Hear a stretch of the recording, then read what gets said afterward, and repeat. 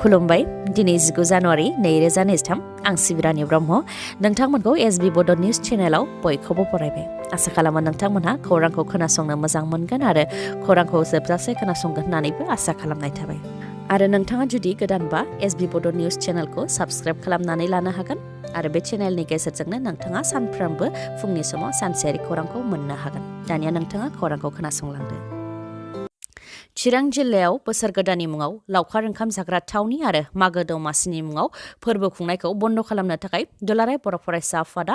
डिसिनो गोसोखां बिलाइ गथायदों बेराफारसेथिं चिरां जिल्लानि मुंदांखा लावखार ओंखाम जाग्रा थावनि अदेबानि हाग्रामा दालांनि गाहायाव गिबि खेबनि थाखाय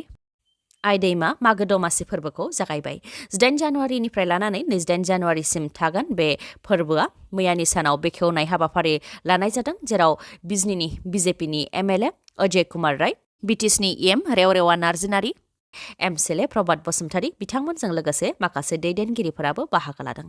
बेखेवनाय हाबाफारियाव बाहागो लानानै बिथांमोनहा फोरमायथिदों दि बिजेपिनि मोनथाम मण्डल कमिटिनि दैदेननायाव बे फेस्टिभेलखौ खुंनाय जादों दैमाखौ मान होनो थाखाय आरो मागो दमासि फोरबोनि गेजेरजों बर' हारिजों लोगोसे खाथि खाला ओनसोलनि हारिमुखौ दिन्थिनाय जागोन होननानै फोरमायथिदों लोगोसे बे फोरबोआव बर' हारिनि दानाय लुनायखौ दिन्थिफुंनायजों लोगोसे संनाय खावनाय मोसानाय बायदि बायदिखौबो दिन्थिनाय जागोन बेनिखायनो बयबो जाहाथे आइदैमा मागो दमासि फोरबोआव नुजाथिफैयो बेनि थाखाय खावलायहरदों बिथांमोना लोगोसे फोरमायथिबावदों दि दैजिं फेस्टिभेला माखासे उसुबिदानि थाखाय थांनाय 2 बोसोरनिफ्राय बन्द जानानै थानायनि थाखायनो बे फेस्टिभेलखौ कन्टिनिउ खालामनो थाखायनो गुबुन मुंजों फेस्टिभेल एबा फोरबोखौ खुंनो आखायाव लादों होननानै फोरमायथिदों आरो बे फोरबोआव हारिमु दिन्थिफुंनायजों लोगोसे एक्सपो मिना बाजार थागोन मोनानि समाव मोसानाय मेथाइ खननाय बर' राभा गार' बायदि बायदि हारिनि हारिमुआरि मोसानायबो थागोन होननानै फोरमायथिदों कमतापुर रायजो जानायनि सिगां बड'लेण्ड रायजोआ जागोन आरो कमतापुर रायजोनि थाखाय जेबो सोमावसारनायखौनो नुनो मोननाय जायाखै होननानै बुंथिदों गर्जन मुसाहारिया केएलअ हाथियार लाग्रा आफादनि गाहाय जीवन सिंहआ गोजोन सावरायनो थाखाय ओंखारबोनायखौ लानानै दैदेनगिरिफ्रा गावसोरनि साननाय हनायखौ फोरमायथिदों आसाम कंग्रेस दोलोनि दैदेनगिरि गर्जन मुसाहारि बिथाङाबो केएलअआ गोजोन सावरायनो थाखाय हाग्रानिफ्राय ओंखारबोनायखौ लानानै बरायनायजों लोगोसे माखासे खोथा बुंथिदों बिथाङा बुंथिदों दि बे जौगानाय मुगायाव भारतनि सेनाजों रावबो उदखारिफोरानो थावरिनो हाया लोगोसे बुंथिबावदों दि कमतापुर रायजो जानायनि सिगांनो बड'लेण्ड रायजो जागोन मानोना बड'लेण्डनि थाखाय 50-60 बोसोर बर'फ्रा सोमावसारदों अब्लाबो भारत सरकार आरो आसाम सरकारा बड'लेण्ड होआखै बेराफारसेथिं कमतापुरनि सोमावसारनायखौनो नुनो मोननाय जायाखै होननानै बुंथिदों बिथाङा बेंगलाव कमतापुर मोननायखौ मदद होयो नाथाय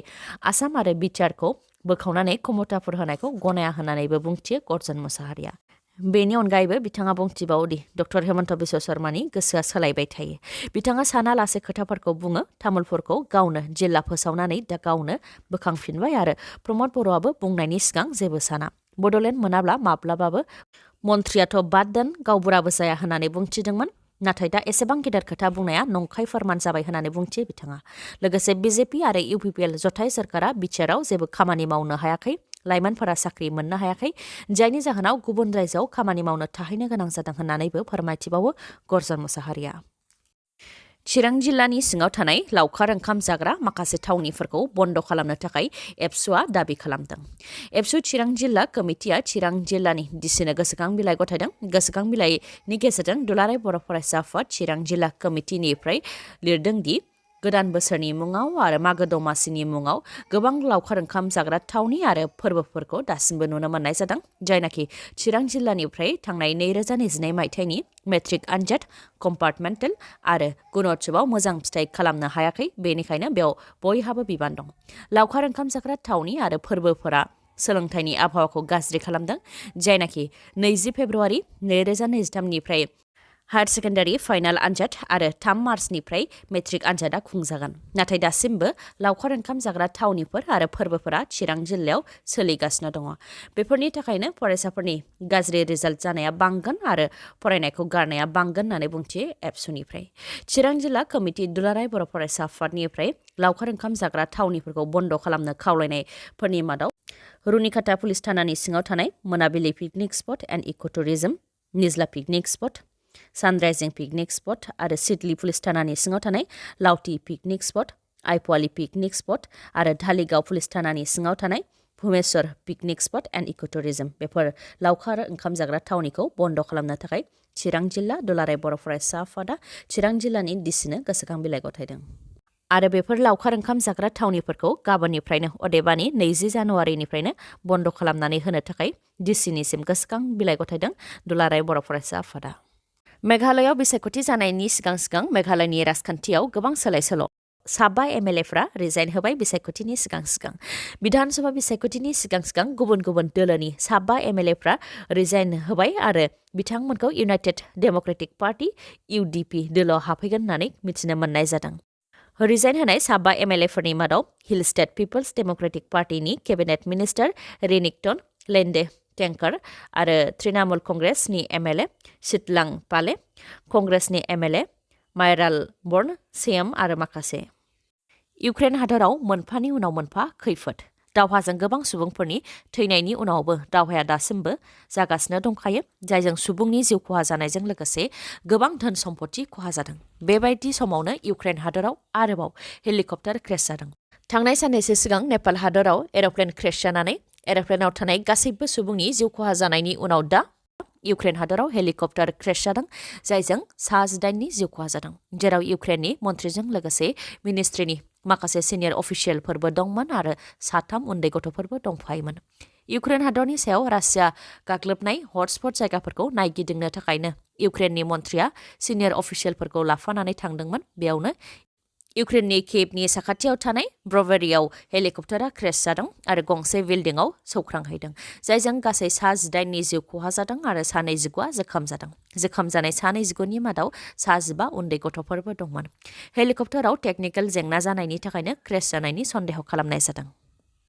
इलेक्शन कमिशन अफ इन्डियाया नागालेन्ड, मेघालय आरो त्रिपुरानि जानो गोनां बिधानसभा बिसायख'थिनि अक्ट'खौ फोसावनानै होबाय। Chief election commissioner Rajiv Kumar बिथाङा प्रेस कन्फारेन्सनि गेजेरजों फोरमायथिनाय बायदिब्ला मेघालय आरो नागालेन्डनि बिधानसभा बिसायख'थिया 27 फेब्रुवारियाव जागोन आरो त्रिपुरानिया 16 फेब्रुवारियाव जागोन आरो मोनथामबो रायजोनि भट साननाया 2 मार्चआव जागोन। बिसायख'थियाव जाहाथे जेबो गेना खान्थि जाया, अदेबानि फ्रि एन्ड फेयार जायो, बेनि थाखायनो जिल्ला collector, SP, senior police officer आरो गासैबो एनफर्समेन्ट एजेन्सिफोरखौ नोजोर लाखिनो थाखाय बिथोन होनाय जाबाय होननानैबो फोरमायथिदों।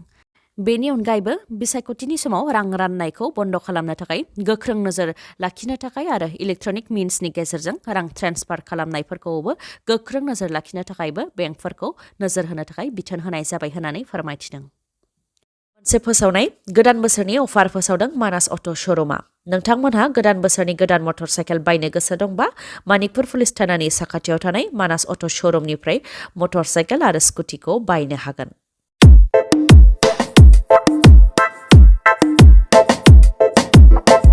मानिकपुरनि मानास अट' श'रुमा नोंथांमोननि थाखाय गोदान बोसोरनि अफार फोसावदों। अफारफोरा जाहैबाय नोंथाङा मटर साइकेल आरो स्कुटि बायोबा बेसेन नाङालासे गंनै हेलमेट मोनगोन। बेनि अनगायैबो गोजां बोथोरनि थाखाय गांसे ब्लेंकेट आरो नोगोद 500 रांनि खाबुखौबो मोननो हागोन। लोगोसे खम डाउन पेमेन्टआवनो मटर साइकेल आरो स्कुटिखौ मोननो हागोन।